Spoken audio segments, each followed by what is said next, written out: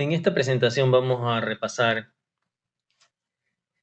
el fenómeno de la licuación de suelos, sus efectos y medidas preventivas y de mitigación. La licuación de suelos ganó notoriedad por primera vez luego de estos daños en el terremoto de Niigata del año 64, donde distintos condominios un poco esbeltos de 5 pisos y una altura mayor que la dimensión corta en planta del edificio aquí señalada, se voltearon unos, otros se inclinaron y algunos no mostraron síntomas significativos de deformación o movimiento en la cimentación. Se estudió este comportamiento, se estableció que lo que hacía diferencia era la presencia de arenas sueltas debajo de la cimentación superficial de alguno de estos bloques.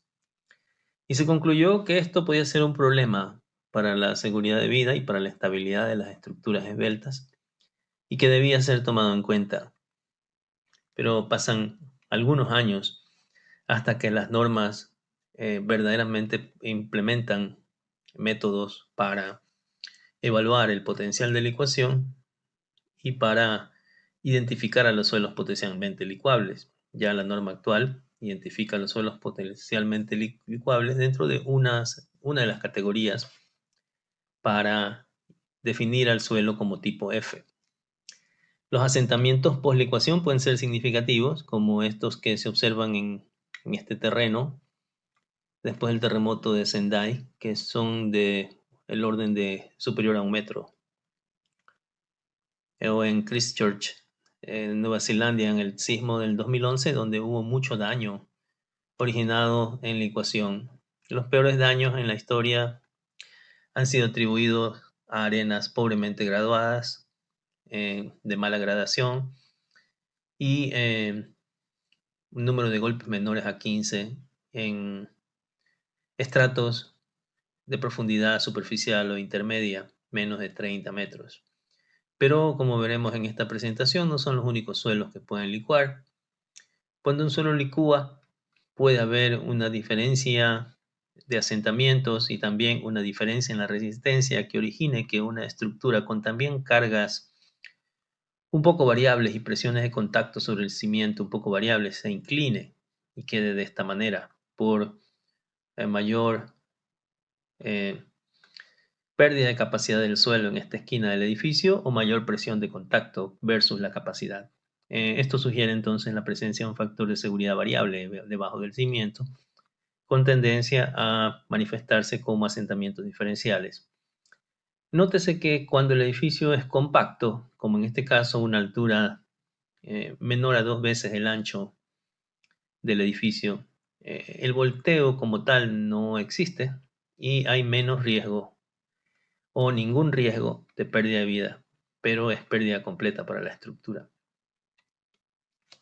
Sobre la superficie del terreno, la licuación es advertida a través de la expulsión de agua en forma artesiana que sale por conos de eyección que se abren sobre la superficie del suelo. Esto cuando se habla del tipo de licuación fluida, en donde el agua fluye fuera del suelo.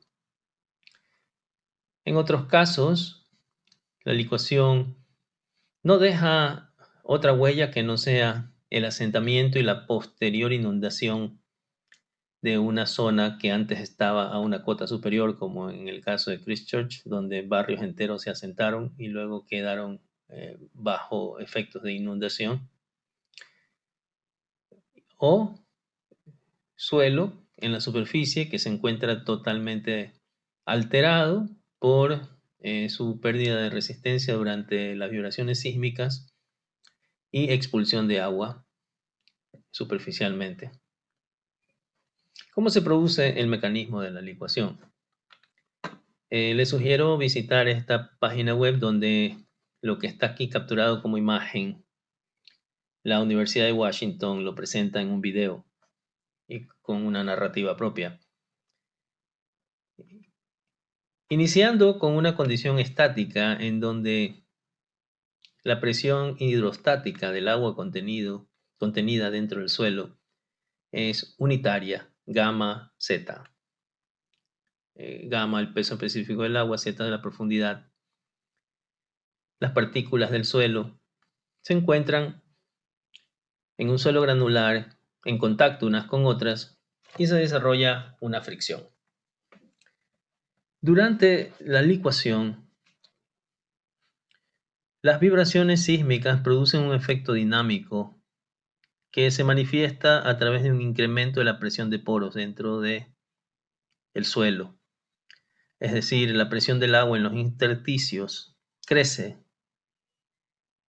durante las vibraciones sísmicas cuando los granos del suelo no se encuentran muy bien compactados. Entonces, en los suelos sueltos, lo que va a ocurrir es que esta presión de poros va a hacer que la fricción entre las partículas se pierda y los granos se suspendan y se licúen como dentro de una licuadora, por eso se llama licuación.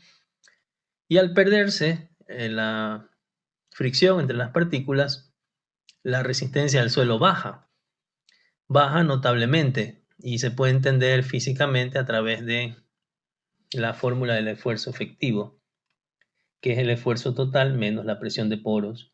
En condiciones estáticas, la presión de poros es una cantidad pequeña que generalmente permite calcular una presión efectiva, si bien es cierto menor que la presión, que el esfuerzo total, sin embargo el esfuerzo efectivo es lo suficiente para mantener una resistencia al corte, TABA, que no solo es función del esfuerzo efectivo y el ángulo phi interno, sino también de la cohesión efectiva.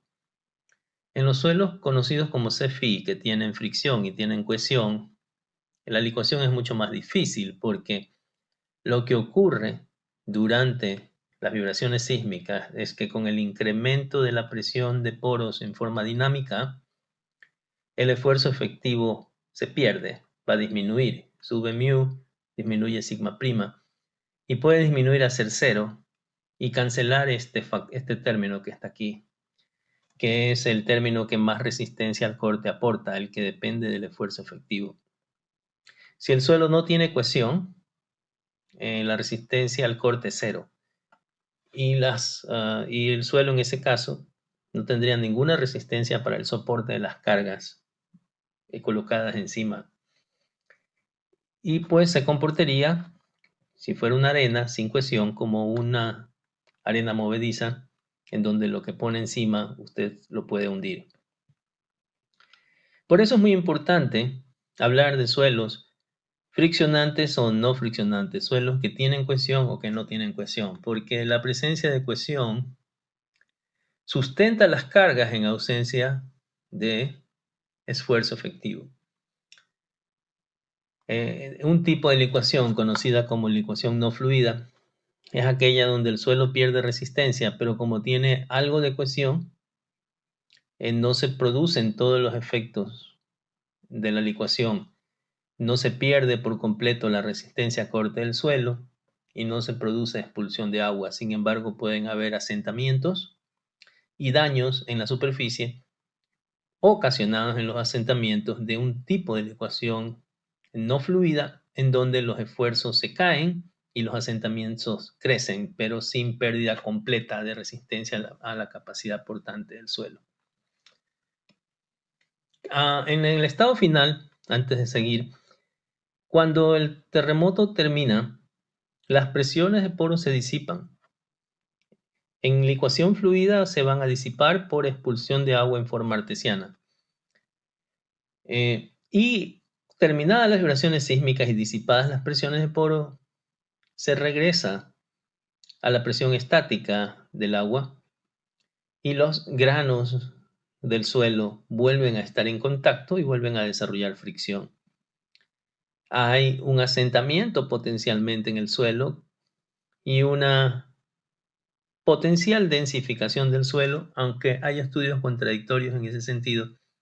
En algunos casos se puede ver que un terremoto histórico que ha ocasionado licuación puede dejar evidencias de un incremento en la resistencia del suelo por la vía de la compactación dinámica ocurrida, pero en otros casos no se ha observado grandes cambios en la resistencia del suelo después de los efectos de licuación. La tendencia universalmente aceptada es que el suelo recupera su resistencia original y puede haber alguna ganancia marginal de resistencia post-licuación, pero lo que sí es muy evidente en el caso de la licuación fluida es la posibilidad de marcar asentamientos post-licuación en superficie. ¿Cómo se identifica un suelo licuable? Hay que combinar ciertos criterios. El más general de todos es el criterio geológico.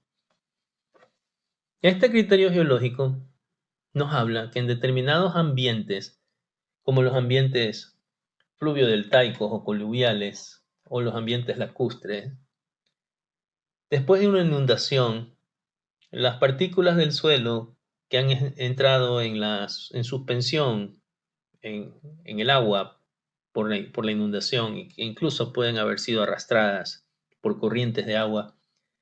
Cuando termina la inundación, las partículas del suelo decantan o floculan dependiendo de su tamaño. Y los suelos más gruesos, los suelos granulares, pueden decantarse, colocarse con muy baja resistencia, formando bancos de arenas o gravas cerca de los ríos. Mientras que las arcillas pueden viajar en suspensión en el agua por muchos metros lejos del río y podrían flocular decantando muy lentamente hasta finalmente, después de un proceso de desecación, formar estratos de distintas compacidad o compactación o densidad. Entonces, la parte geológica, entender cómo funcionan los distintos depósitos históricamente por factores geomorfológicos y factores netamente geológicos, es una primera forma de identificar áreas sospechosas de contener suelos granulares de alto potencial de licuación. La composición granulométrica también es importante. El tamaño de los granos en los suelos arenosos dicta la calidad y tipo de fricción que hay entre las partículas, y las partículas angulares generan más fricción que las redondeadas, que pueden perder contacto más fácilmente. Esto, por ejemplo, es un efecto de licuación en un tablestacado portuario en donde el relleno se ha asentado después de el movimiento del tablestacado, cuya punta ha perdido empotramiento. Otro tipo de falla de tablestacado, en este caso una falla de volteo completa con movimiento de el material contenido detrás del tablestacado con dirección al mar.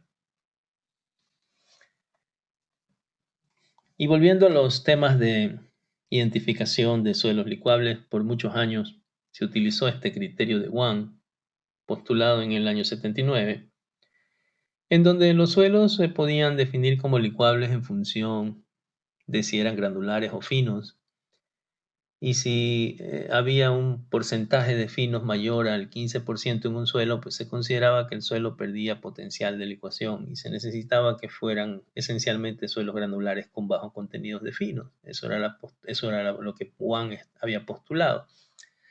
Además de que sean suelos con alto contenido de humedad y que tengan bajo límite líquido. Pero investigaciones realizadas a principios del siglo XXI por Bray y Sancio refutaron el criterio de Wang porque llegaron a demostrar en ensayos triaxiales dinámicos en laboratorios que los suelos que tenían potencial para licuar eran esencialmente aquellos que no tenían plasticidad suficiente, no tanto dependiente del porcentaje de fino, sino el tipo de fino que está contenido en el suelo.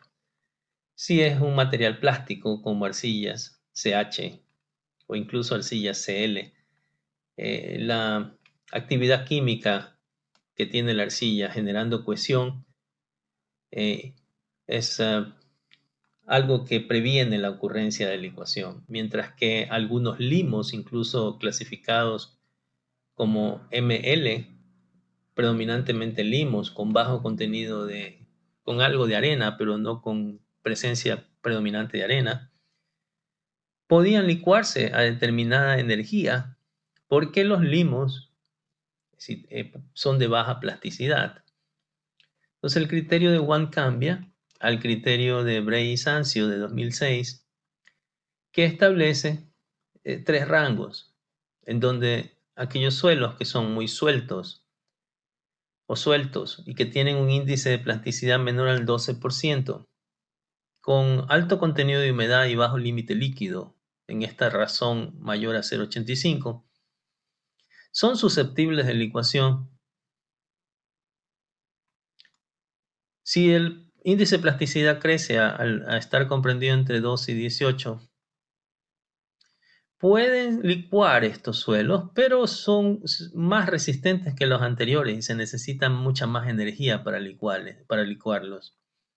Y finalmente, si el índice de plasticidad es mayor al 18%, la energía que se necesita para licuar un suelo así es tan grande que no correlaciona con las magnitudes sísmicas esperadas. Entonces, este tipo de suelos, aún a esfuerzos de confinamiento bajos, esto quiere decir en condiciones muy superficiales, no fueron encontrados como con potencial de licuación.